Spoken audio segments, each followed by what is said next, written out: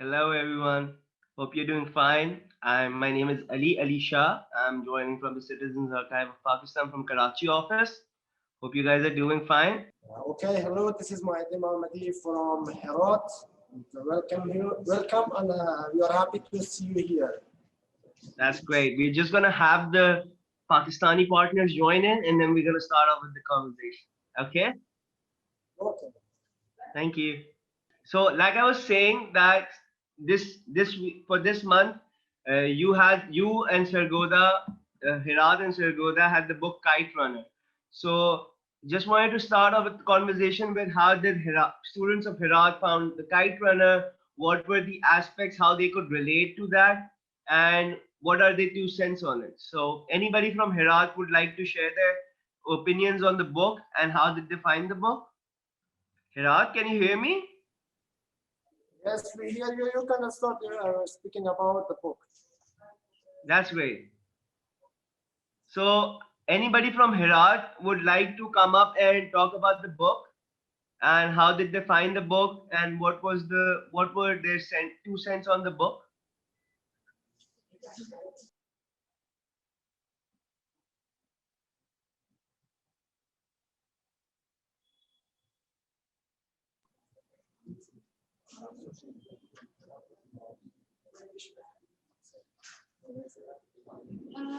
So first of all, the Kite Runner book that I read, it was very interesting to me, and I think that it explained like a father-son story, father-son relationship between Amir and his father and Hassan and his father, and the flying kites was a way for Amir and Hassan to escape from the horrific reality that they lived in their time, the Taliban war, the civil war, and the time that they lived in that time.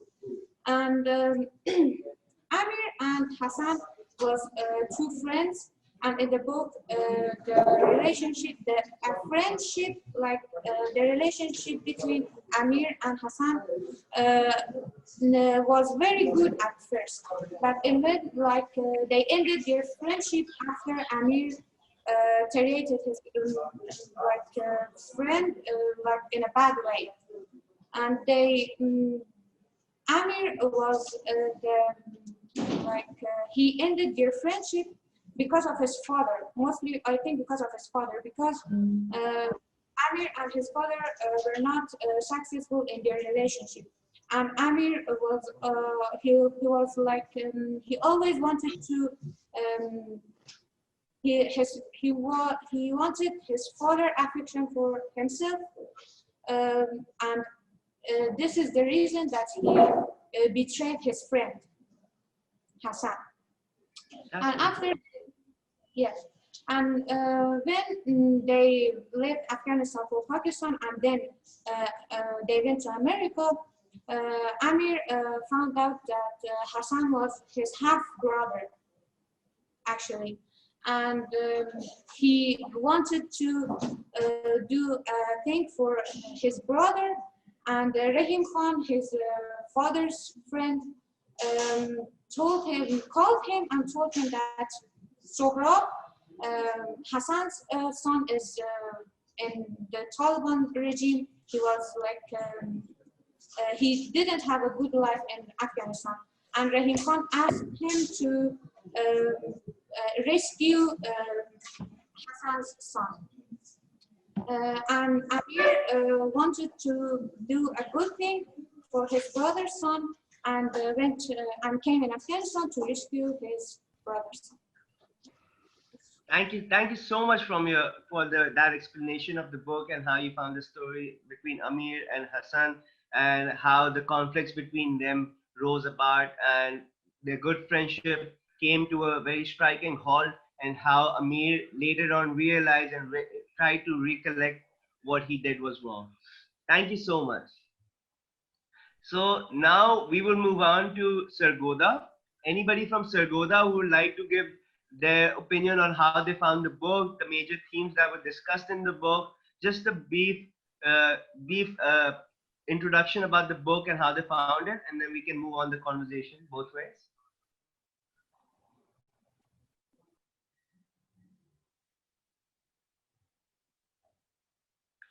Sargodha, can you hear us?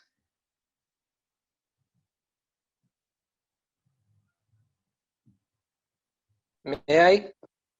Can I answer it? Definitely, definitely. Well, after reading the book, I feel like pure intention of the writer was to break our heart into pieces. In my opinion, in my opinion, this book was too sad and depressing. Hmm. Go Uh, on. the main, the main theme of the book was revolving around redemption and betrayal. In this book, in this story, there were two friends, childhood friends, Amir and Hassan. Hassan was loyal, and Amir betrayed him. After the betrayal, Russian invaded Afghanistan, and they didn't get a chance to meet each other. Amir got settled in America with his father, and Hassan was still in Afghanistan. Um, After the death of Amir's father, Rahim Khal told him that Hassan, his Amir's half brother, and his Amir half brother, and he was murdered by Taliban. He and his wife was murdered by Taliban later, and his son was sent to an orphanage. After this, Amir realized that he must have to go to Afghanistan and must have to save his nephew from Taliban, and he did it. Muzahir, I have a question here from you. You said that you found this book very depressing. Can you please elaborate on that? Why you found it depressing? Yeah, because I of had the uh, same question. because of so many so many harassment and rape type thing, and also he Hassan was loyal to Amir, but Amir did not act the same like Hassan, and also for betrayal of Ali too. His father Aga Khan, Amir's father Aga Khan, also betrayed Ali too. That is why. And So, also for of Sorab also got raped by Taliban. This was depressing and sad too. Yeah. so Okay. let's move the conversation. Yeah, yeah, sure. Please, please. So I was just saying, on this thought, let's move to Herat and let's see what they think about what Muzahir was saying about the kite runner. Do you guys also found this book depressing?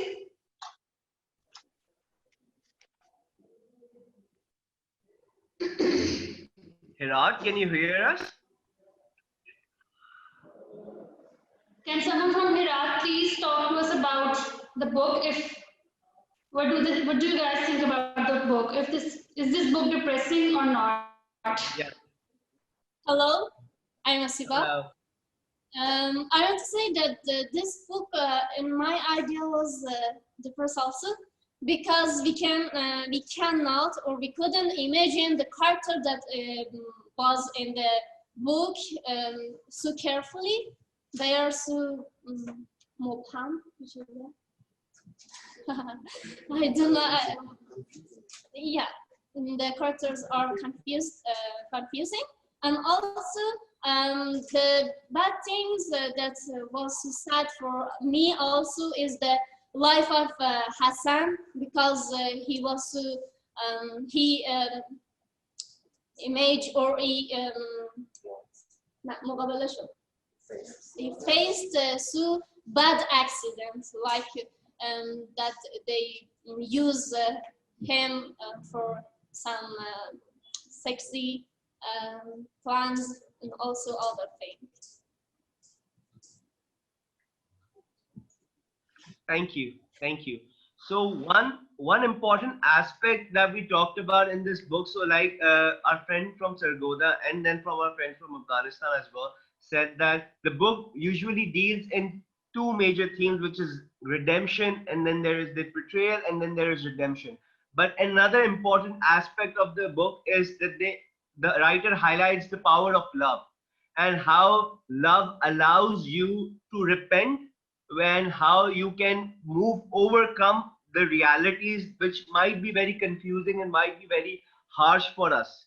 And that is one of the best aspects that I found about the book, that even though the realities of the book and the characters were so, we felt it's so far away from us that we can't really relate to it, but then when we look into it deeper and deeper, we realize that these aspects are happening around in our society, and we, in one way or the other, see these aspects coming out in the society. So, did anybody else get a glimpse of that, and how love helped the character Amir to basically overcome his experiences and reconnect with his fellows?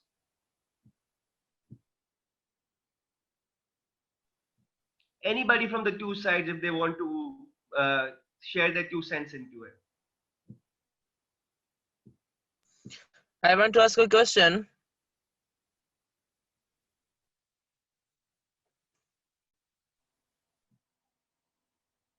Sure, Ata. I want to ask a question to Herat, that there are many things written in this book. One thing that I might be to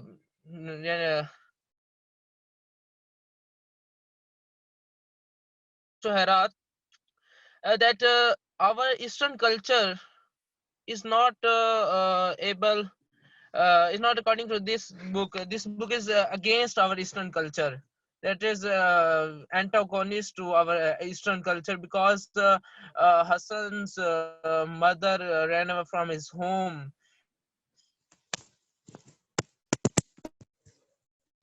Rape him. What's about your what's your opinion in Herat, that what you ask us about that? This is actually happen in Afghanistan, or this is an, I think, a novel?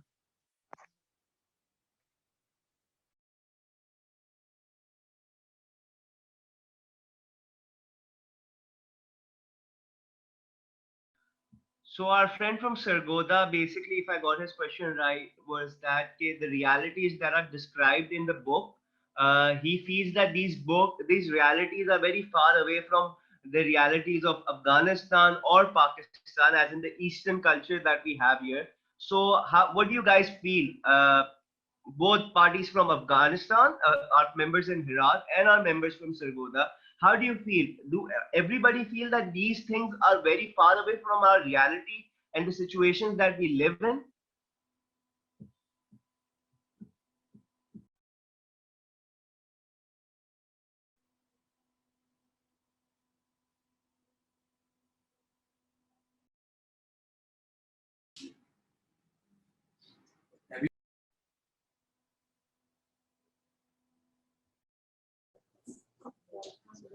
Um, I think that this novel described the relationship between father and son, like I said earlier, and it was like a jealous feeling for Amir, that his father loved Hassan more than his own son, like more than Amir, and the jealousy, this feeling and love and the relationship between father and son, it doesn't depend on time or the place.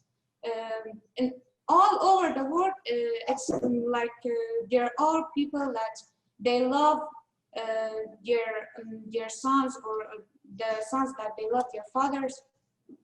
And Amir, for his father's affection, he tried to do anything that he could. And this is not, I think, this is not depend. It doesn't depend on time, on place, and that's what I. One wonderful, very wonderful answer. Thank you, Hirat. A very wonderful answer from Hirat about our question that Ata raised from Sargodha, that the aspects that are talked about in this book are not really based on the situation, the country that they are in, or the society that they're in. It's more based on the human nature of jealousy and human nature of how a person, when he becomes jealous, what he can do to to attain to that level of satisfaction. So the realities that are talked about in the book are not really the realities which are confined to one location, but rather they are realities that can be true in any part of the society, any part of the world, because they are prompted by very basic emotions of jealousy and redemption that are basically driven from any, are basically a driver for any human being. I want to answer your previous question. Yeah, love played very great important role in this story. Because of this, Amir got back into the Afghanistan, and his life was online, but he saved Sora from Taliban. He almost got killed there, but he saved his nephew from Taliban. This is love. And one of the striking things about this is that when we see the character in a holistic manner, when we see the activities that he's done in one way with Hassan, and the other way, like you mentioned, with another friend of his, he's saving his friend. We realize that human beings are very complicated people in general. I remember the first time I read this book, I was like, how, what to make of it? Am I supporting? At one point, I'm supporting him. At the other point, I'm kind of betrayed and disgusted by him. So that's kind of also a reality for us, that we humans tend to change as situation allows us to change.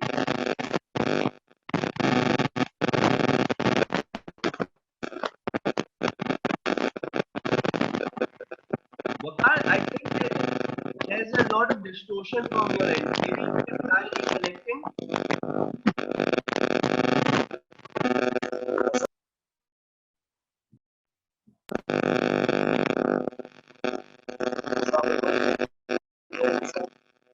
Welcome, Wakar.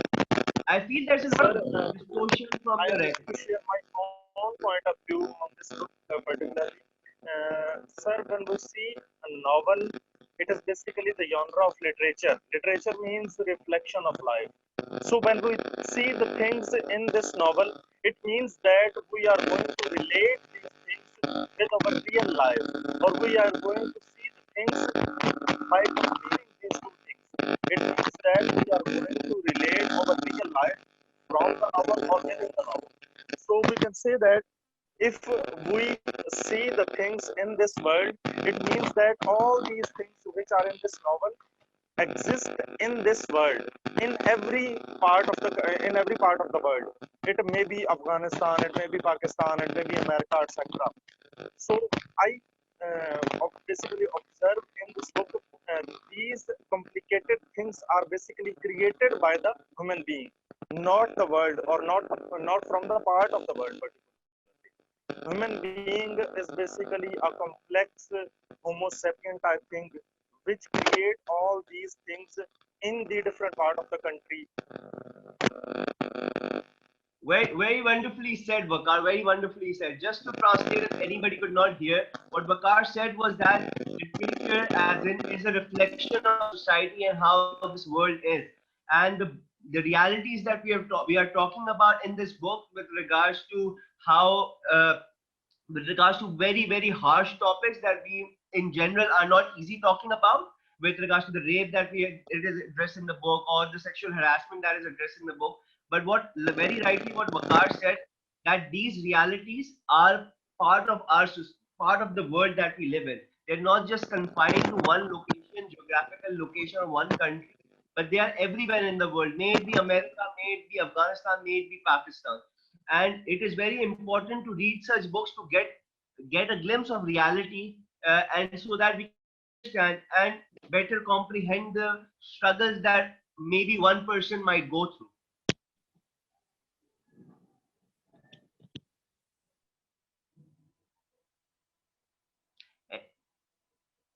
So moving along, just taking the conversation forward, I would really like to ask the question, how the one of the very important aspects, that how past, how the what had happened in the past and what has already been done very much affected what was going to happen in the future. How our past is an influencer and sometimes a dictator towards how we are going to how we act in the future. How do our friends in Herat feel about that? How past plays a very important role, and with regards to this particular story, how the past activities that have happened dictated the behavior of Amir and how he changed his actions and his actions. Sir, I want to share my opinion on your question. Okay, so we'll take your quick opinion and then we'll move on to Herat and then we'll take our Sure, sure. friend from Afghanistan how they feel Just about it. just Yes, one yes, second. Sir, as you said yes, yes. that what would be the future. So I think the world is changing. People are getting education, and day by day the things are getting improved. So I think the things will get better soon, inshallah, and hope so. And as we are all Muslim, so it is my belief that things will get better soon, because people are going to get their life away from all these dangerous, or you may call as the different things which which are creating disturbance in the life of all of us. So I guess the time is coming, going toward the right direction, and inshallah the things will get better soon. That's wonderful. Thank you. Very well said. Moving on to Herat, I would just like to ask our friends in Herat that how one of the very important aspects of this book and the theme that is highlighted, which I find is highlighted by the author, is the persistence of past, how it dictates the action which are being taken in the present and or in the future. So how do you feel about that? That how does past really play a very important part in our future?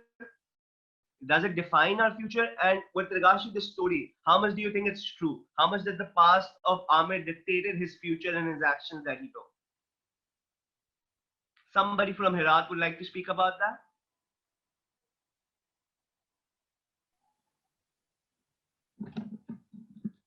Um, Actually, what happened in the in the past, in the early years of our life, is gonna directly affect on the future, because in life, in the beginning, what happened to us, it is actually going to make our personality, our character, and how some people.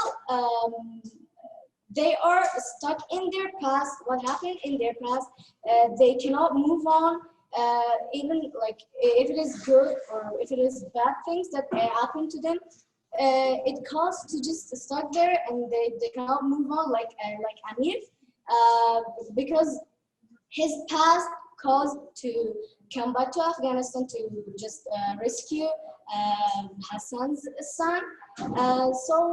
We can say 50% of the book was actually about like pride, something like that, but not. That, that's very well said. Like if I understood what you said, that it was a very important aspect, which our friend in Afghanistan said that past was a very important aspect to the actions which were taken in the present by Amir or by other members in the book, but it was not the only aspect. And a lot of times he changed his action and he was able to perform better because of the past, but always it was not dictated by the past. So, coming towards our friends in Sargodha, another important aspect that I would like to talk about is the mention of ethnicity and the mention of tribal, the tribal aspect and the ethnicity and the racism that is addressed by the author.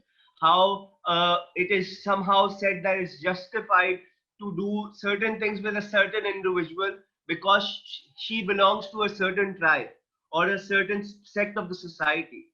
So how real do you our friends in Pakistan feel that how real it is for them, and do they feel that this is part of the society that they live in, where racism and where ethnicity kind of predominates our behavior and our preconceived notion, like we said, what we've learned in the past, just moving along those lines, that how those preconceived notion dictates our behavior in the future.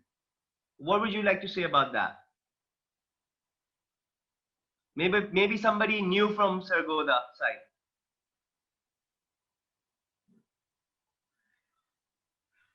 I think you are talking about. I think other than religious, mostly right now and even like past 2000 years at least, human history, the violence and wars mostly were for religion. And the second most important thing that caused all violence was ethnicities, races, colors. In West, you see right now, and even before, it was really bad for black people or any other people outside of Europe, not non-white people. Here we have it, but like we mostly say we don't, like we say all Muslims are equal, we love everyone, but we know it exists. In we are right now, I'm like in a village, so I know there is like there are zamindars and there are kammis, like those people who work, who have to do a job, and other people who have lands. So I think it is either very, sometimes very aggressively and very effectively, or negatively, or sometimes passively, but it almost exists everywhere in almost most of the time before. And now it is like getting better. You can see there is more and almost non-existence racism in West, so there's peace there. But we are fighting wars with each other, mostly for religious extremism, and sometimes for ethnicities and other stuff. That's all.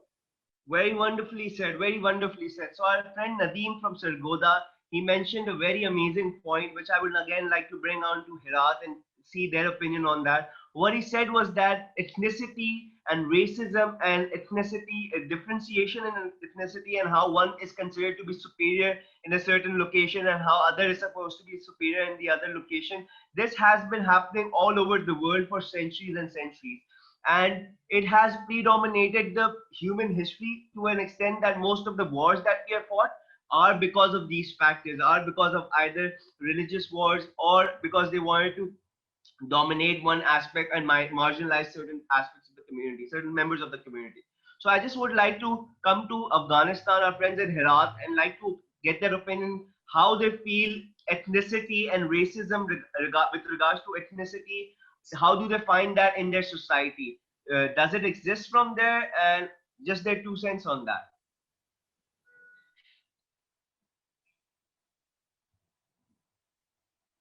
Herat?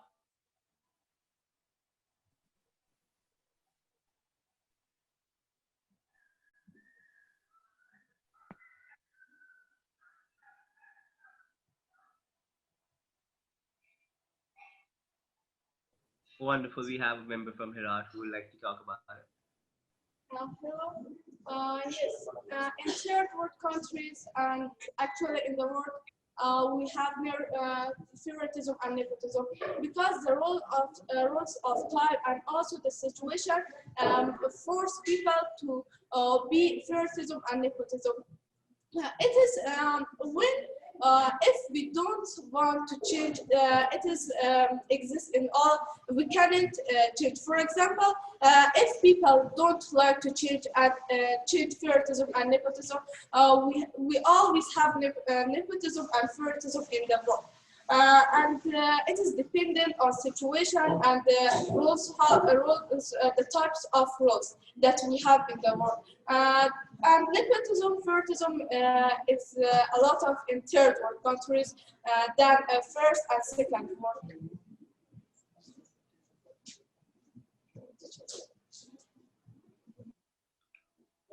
So, from what I understood from what our members in Afghanistan said, that it is, if, correct me if I'm wrong, that, oh, okay, so we have another member who would like to speak? That'll be great. That'll be great. I want to add something. Sure, sure.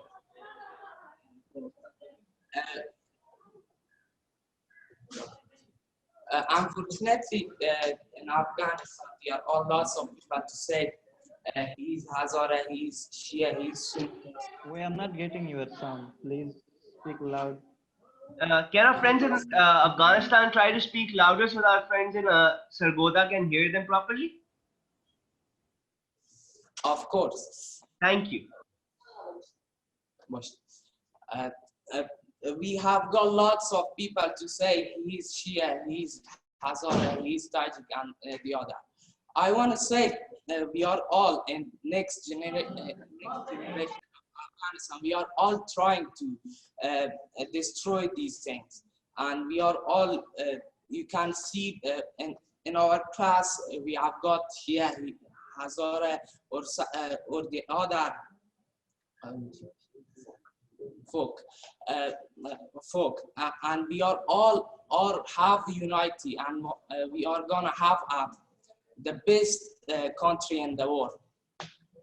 I hope that is I hope that that is a very well said thing, and that I is have the a reality. question for Hiraj. I would like to tell our friends in Afghanistan that that is also the reality for Pakistan. That we have a lot of members in our society who try to invigorate these problems again and again about religious and about ethnicity. But then again, we have members and this new generation that we are having. They are, like our friend Sargodha said earlier, that now it's getting better. That people are getting more aware about that these things, religious, that ethnicity or religious sect does not really matter, and we are all part of the same human race, and that's what really matters. And like he said, in the West, the problems were worse, but now they are getting better, and so far in the East, they are moving forward, and incrementally we will overcome this problem. We have a friend from Sargodha, Zahid. I think he wants to say something. Zahid, do you want to add something in this conversation? Yes, I have a question for Hiraj students.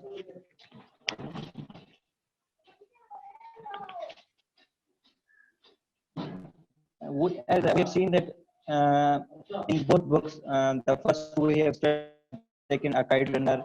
In both books, we have seen that there was a lot of about Taliban. They in first book they criticized Taliban. In the kite runner book, they also criticized Taliban and said about that they are rapists, they are shameful. They have said about lot about them. I have a question for Hiraj. How much they are satisfied about Taliban in their country? Hmm. Okay, so our friend in Pakistan would like to ask our friends from Afghanistan that in both the books that we have read in the first session and now the Kite Runner in the second session, there has been a lot of mention of Taliban and how they have affected the Afghanistan society. So he wanted to ask that how do our friends in Afghanistan feel about Taliban, and how much do they think have they impacted their society?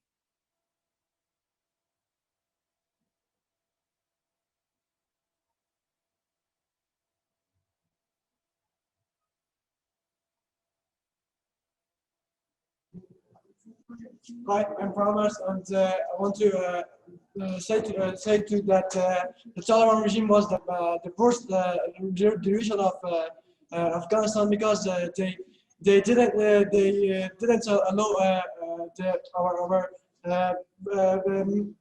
female generation to get education, and they didn't let them to go to school, and they ban all the things to do in that duration.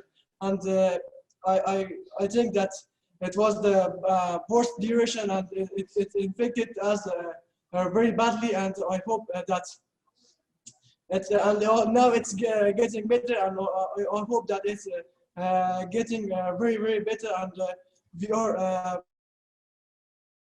for. We get for to that duration. That's wonderfully said. So, like Zaid, I would just like to just pass on the comments that what I said, friends in Afghanistan is saying that the period that the Taliban was in control was one of the worst periods that Afghanistan as a country has seen. And I think that is same for Pakistan, that our tribal areas and our areas in the Khyber Pakhtunkhwa and Swat and all these regions were very much affected by what was happening in Afghanistan, because we do share borders and we share the longest border.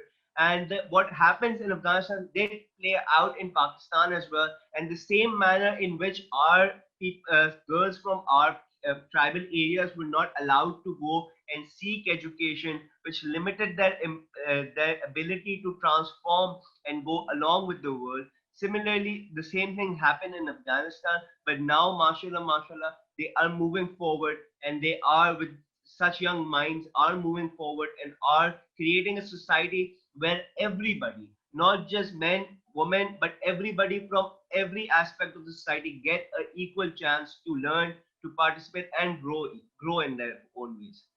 So, taking the conversation up ahead, another thing that I think is very important to talk about, and something that we did already talk about, but just again explicitly mentioning those themes, would be that how we individuals, you and I, all of us that we are here, we live our own lives, and our lives are different from one another. But the aspects that we live in, the society that we live in, are is kind of common. Both in Afghanistan and Pakistan, we live in the same culture. The dynamics are more or less the same, and how these situations, one of the very important aspects of the book, that how what was happening in the country with regards to the Soviet invasion and with regards to the other political aspects, how they impacted the characters' personal life. And how do you, and I think it's a very important aspect that we need to understand, that the societies that we are living in, how are they impacting our life, and what are we doing, and how do you guys feel that what are we doing to change that and to make that into a better place? So anybody from the two sides would like to join in that debate?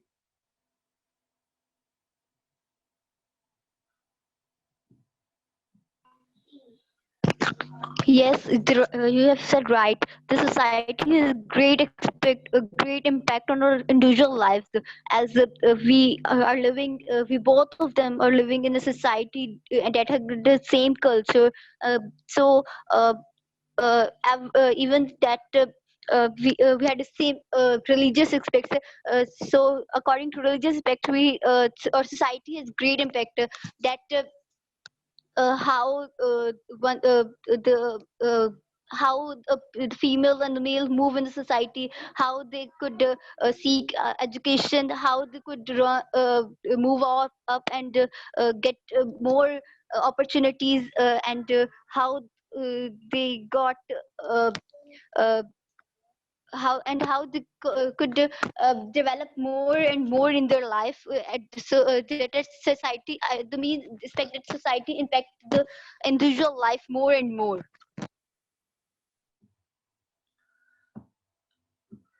That's very well said, very well said. And how our friends from Sargodha, Nisha, if I'm not wrong, if I'm pronouncing it correctly, how she explained how the aspects that our society around us impacts the realities that we live in, the ways in which she is trying to change that. So coming along to our friends in Herat, now I would like to, because we have talked about a lot about what we didn't like in the book, how some of us found it very depressing and found it very harsh realities in it. But there has to be certain things that we did like about the book. What I would just like to ask two people from Afghanistan and two people from Pakistan, what were the aspects of the book that they really liked, and something while they're reading, maybe a quote or something which brought a smile to their face or made them happy. Was there any aspect that you find was happy or made you smile or something? Hirat, maybe you go Yes, first. Okay, yes, the aspect please. would I like is that the from Amir, he was aware of his guilt and tried to reconcile, or try to I means uh, overcome his guilt, and he tried his best, and at last he would and at the last he had done and he overcome his guilt, and from his past he would from and he learned very much from his past, and as at last when the Rahim Khan has said him that it's a way, it is a chance to become good one guy one. So he became a good one guy, and had grown up the child and take care of him. This aspect made me happy that he would overcome his guilt and done very well with. Beautiful, beautiful, beautiful aspect. So, moving along to our friends in Herat, any aspect of the book that you found was was delightful to you when you were reading it, made you smile, or anything that you would like to share about the book that made you happy to read?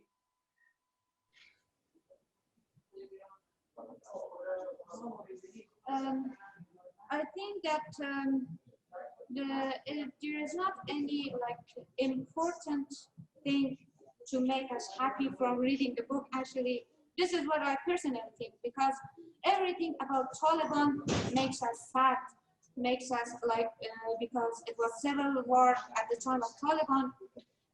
They have like a bad aspect on people, on life of Afghanistan, and they had like special rules. They limited people. They made some boundaries for people, and people in when Taliban ruled in all over the Afghanistan, they couldn't do anything they wanted. They were not free. They didn't have any freedom. And I have a question for you for people from Sargodha. Anyone who can answer this? What do you think? What's the solution for disappearing this aspect, the bad aspects that Taliban made for Afghan people, for Afghan culture? Very, very well thought out question. I would completely pass it on. So our friend in Afghanistan is asking that our friends in Pakistan, people from Sargodha, that what do they think? What do they think is a solution towards the things that they have read about the Afghan society and how Taliban has impacted their society? They said earlier that when the Taliban period was the worst period Afghanistan had seen, and the Taliban under the Taliban rule, they could not really go out and seek education. The women were restricted to their homes. They could not really choose any occupation or grow themselves or liberate themselves. So what do our friends in Pakistan, after reading both the books, which talks about Taliban and talks about the impact that they had on the society, the tragedy that the people in Afghanistan had to face, what do they think? Now, what is their opinion? What should be the solution towards this? Anybody from Sargodha would like to answer this question for us? A very well thought out question from our friends in Afghanistan. I want to answer. Sure, sure, sure.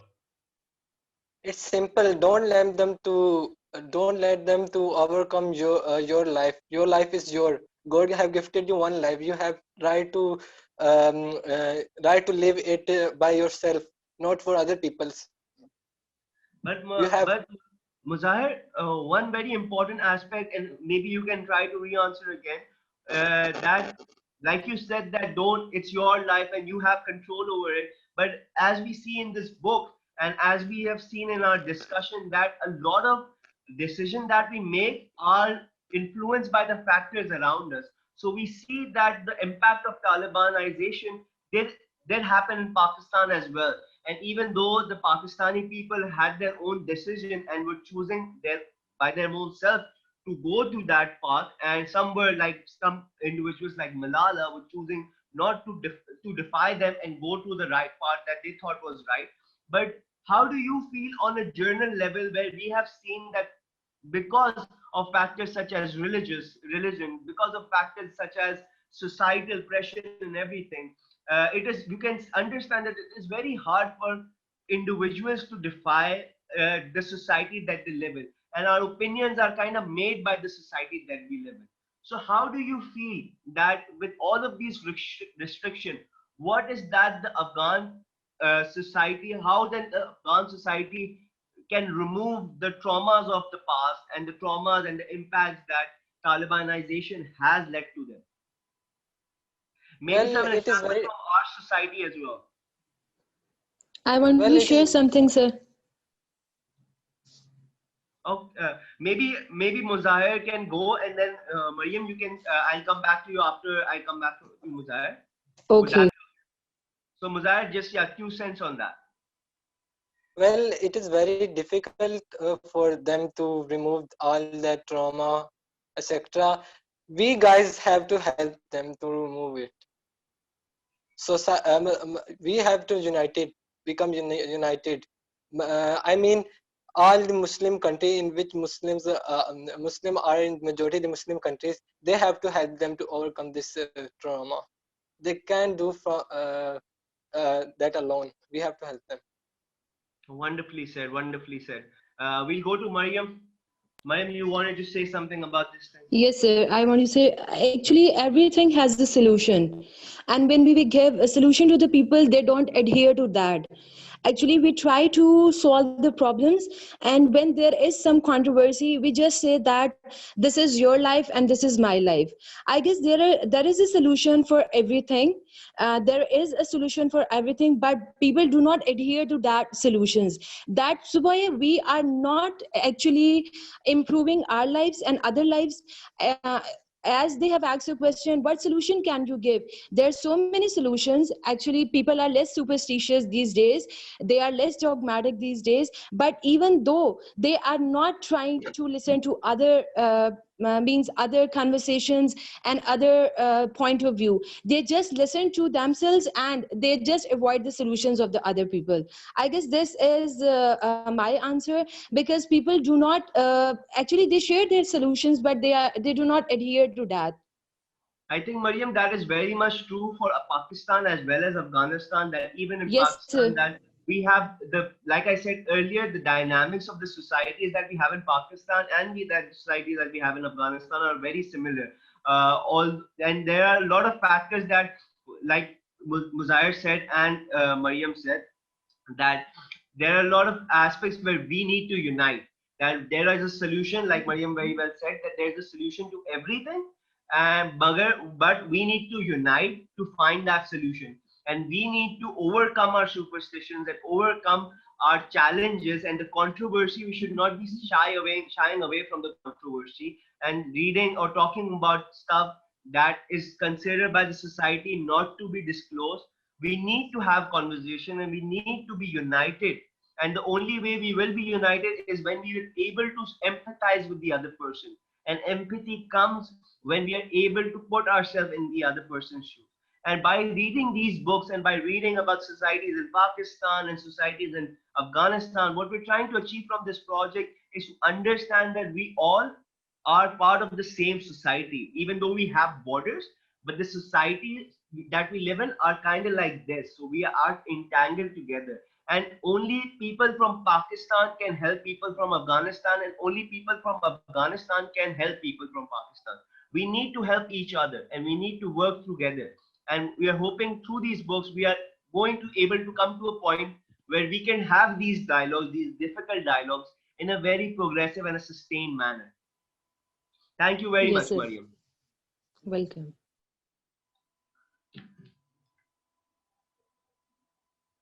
Hi everyone. I would like to add something about the book here, as Alicia was asking us anything that we liked about the book.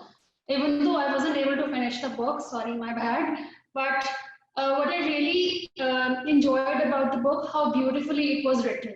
Even though Khalid Hosseini was talking about some really harsh realities of our society, especially in the context of Afghanistan, but the book was written so, I felt the writing very peaceful, to be very peaceful, even though he was talking about the Taliban and the Soviet war and the repercussions of that war, but still he was writing from the mind of a child and the innocence around it. So that's why even though when I was reading all of those difficult moments, I still found it very, I don't want to say beautiful, but it was kind of, it touched my heart basically. So yeah, I hope someone else found it very beautifully written as well. Yeah, I really did. The aspects of the books which were written and how he describes it, because he uses the first person. He does not addresses anywhere in the second person. It's you feel like he's talking about himself, and he gives that perspective and how if he is a person of that year old, how he would have reacted. So yeah, in that sense, it was written very beautiful. And just adding on to what Hurmat and Alisha said, the most beautiful thing about The Kite Runner is that when you read the book, you understand that the person who's writing a book has deep love and affection. So he's writing about a culture, about a people who he absolutely loves and adores. So when he talks about growing up in pre-Soviet Afghanistan. Then when he talks about Afghanistan at the time of Taliban, and then he talks about the progress that is making, it literally feels like it is a testament to the strength and resilience of the Afghan people. And it is like he is trying to tell the people, it is written for the people of Afghanistan who are going through this trauma like he is. And that whatever you are facing right now, you are much more than this. You are not the Taliban or the skeleton left behind after the Soviet war. You are the Afghans. And there is this sort of apology also in the way he writes the book, that he was lucky enough to find escape and find a better life for himself in America. But he never ever try to underplay the fact that he was just a small population who was able to do so. But there was a large number of population of Afghanistan who did not have the means that he did and are left behind. So I think in this book, what he's trying to do more than anything else is trying to make sure that the Afghan people don't forget who they are. It's like he's trying to make sure that each and every person going through this difficult time remembers that their roots, their history is much more than this. So it's like one of the reasons that when you read this book, you find it so poetic and so beautiful is because it is kind of a personalized narrative of being really proud of who you are. So Khalid Hosseini is a proud Afghan who has never for even a single second tried to underplay the Afghan in him. And this book is just about his story of the Afghanistan that he remembers, recalls, and wants to relive. So I think that is why it just comes across as so beautiful and so full of hope.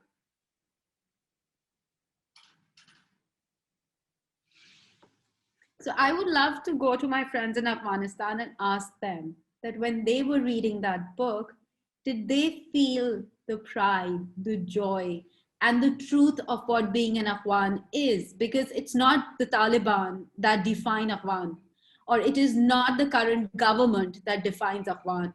The Afghan, I mean, the people of Afghanistan have a long history of resilience and bravery.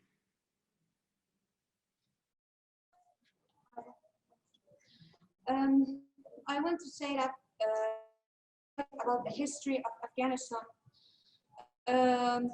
Of course, we are proud of being Afghan, all of us.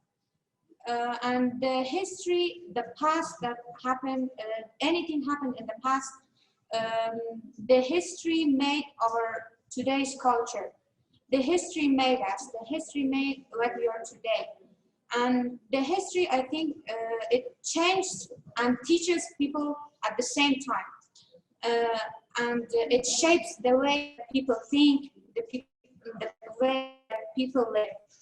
And all Afghan people try to unite and try to help each other to fight against the Taliban and the Taliban regime and the aspects that they have for Afghan lives. But if, because we are still in civil war, we are trying to bring peace, and Afghanistan, other countries are helping Afghanistan to bring peace. And if we try to be against the Taliban, and if you want to do something freely, if you want freedom, they simply they shoot us and they kill us. We can't do anything that we want.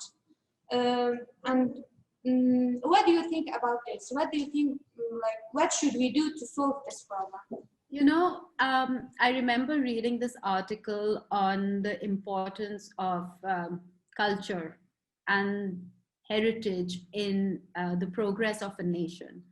And this paper was published by the Stanford University. And the conclusion of the paper was that if you ever want to make a country unsuccessful or a nation unsuccessful, all you have to do is take away their pride. Once you take away their pride, they will become like cattle. They will not be united. They will not understand who they are. And because they will not understand who they are, they will never be able to pen out where they can go. So the first and foremost thing that you must always remember is that you are much more than what the media projects you to be, that you are much more than what today claims to be. You are your past, your present, and your future. So what if your past, if your immediate past or your current present isn't what it is supposed to be? Just because you have a dream, just because you have a vision and a desire for things to change, you will bring out that change. But you must never forget that time, if you look at the cycle of life, that times like this have fallen on you before, and you have overcome those times, and you have become stronger, and you have come back fighting. So you must never let your resilience go. Every time you think something is wrong, if you cannot go out and change it, then accept that it is wrong and say that it is wrong. You know, like even if you can't verbally say it, then think it, because by knowing the difference between right and wrong, you are walking the path that is taking you closer towards your reality. So the thing that you must always remember, that this is a moment in time, but it is not time itself, because time is constantly moving, and these things will move along with it. And hopefully very soon you will be able to live in a country which is more close to what you believe it should be. But you are the people who need to make it, not outsiders, not others, but you yourselves. So everything that you want to change, change within yourselves first, and then try and apply it by changing it to larger spaces. I would just like to add one point in this, that just for my friends in Afghanistan, that when I was growing up, I was brought up by this caretaker of mine who was an Afghan refugee. Her name was Abid Gul.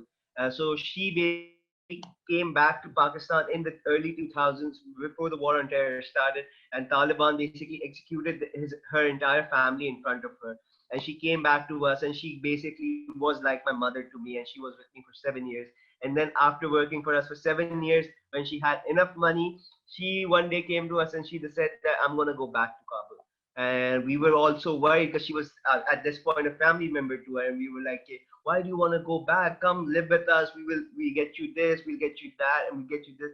And she said this one thing, and it was one of the very beautiful things, that for a young Alicia was a very influential thing. And what she said was that I've gotten a lot from you guys, and I've learned a lot from you guys, but this is not my home. My home is Kabul, and if I'm about to die, I would rather die in Kabul than I will die in Karachi. And she left, and then she keeps calling us from Kabul even now, and she's there well and safe.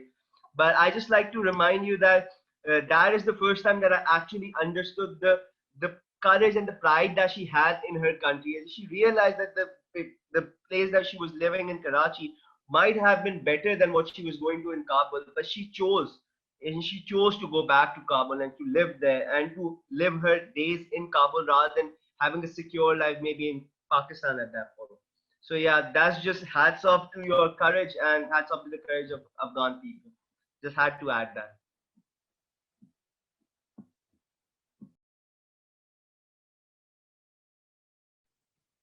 I think we are running out of time. So, any last thoughts that we can have from our Pakistan and Afghan participants? That would be lovely for closing the session.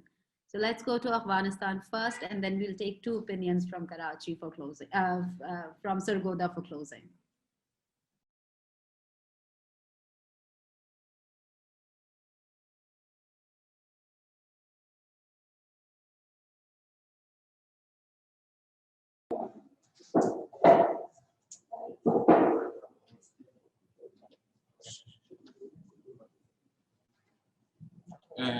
Hello, I'm Omid, and I'm a student in 11th grade. And at first, I want to say thanks to all of you about this program and talking about our cultures. And I want to have a short opinion. When I studied this book, I found something which you can really hard find a book about Afghanistan, which it was talking about our goods, talking about our national and the good parts of our country, not like our history, our bad history with Taliban.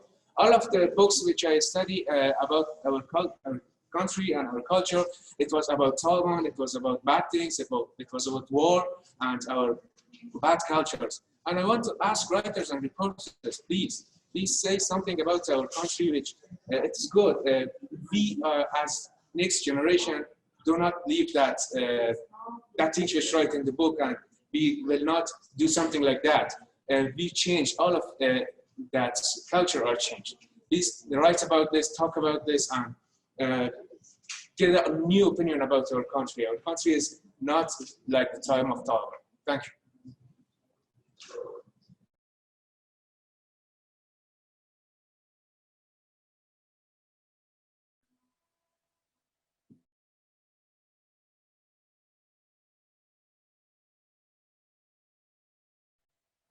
Those were some very strong words. Anybody else from Afghanistan would like to share a comment, and then we can move on to our partners in Sargodha?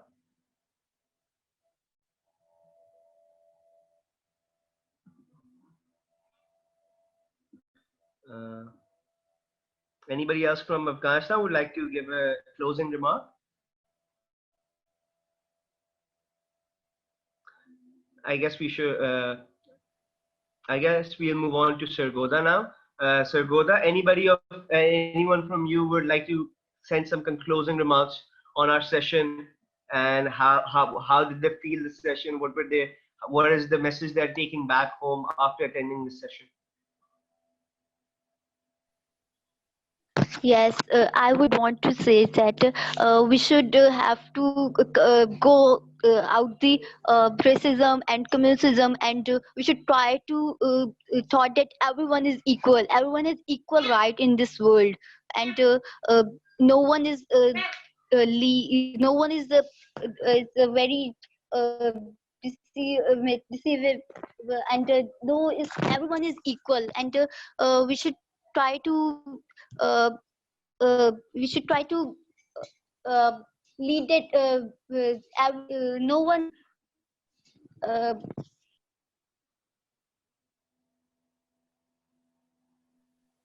That's very well said, Ms. Nusha, that we are equal and nobody has superiority or inferiority in that aspect, and we have to work together to move along. Anybody else from Sargodha would like to give a closing Yeah, remark? yes. Muzahir? Actually, writer want to tell us that it's natural fact that people learn from their mistakes and don't do them again. Don't do it again. Like Amir, he did not repeat his mistake, but he went back to the Afghanistan and go to save his nephew. People learn from its mistakes. Now it's turn of Afghanistan to learn from its mistake and to overcome it in future, not do that again. I think that's a very important message in the book, that redemption is there, and it's time for that both societies in Pakistan and Afghanistan to understand and to repent and also redeem what they have already done and move towards a better future. Like our friends in Afghanistan said, that is the book, the what we're reading is not the Afghanistan that we see today. The Afghanistan that we see today are young individuals who are working towards a better Pakistan, better place, and a better nation, with and has a very strong belief on their heritage and what they have as a culture to offer to the world. So the world is better off with the strong Afghanistan that we see today, and I think Pakistan would benefit a lot moving along the same lines. So I would once again like to thank, yeah, please, Irma.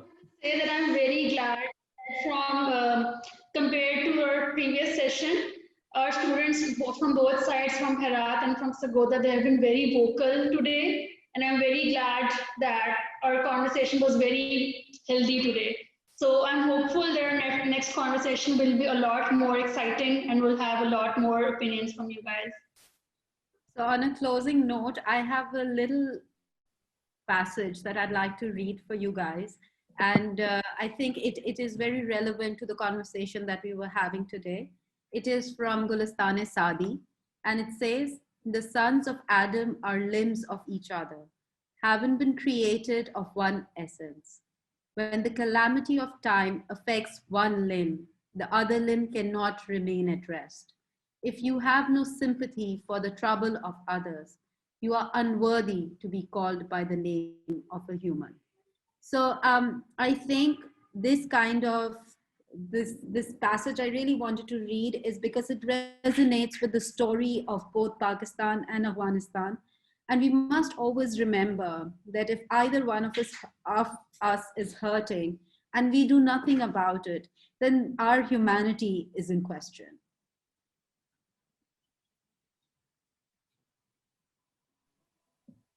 Wonderfully said, Alia.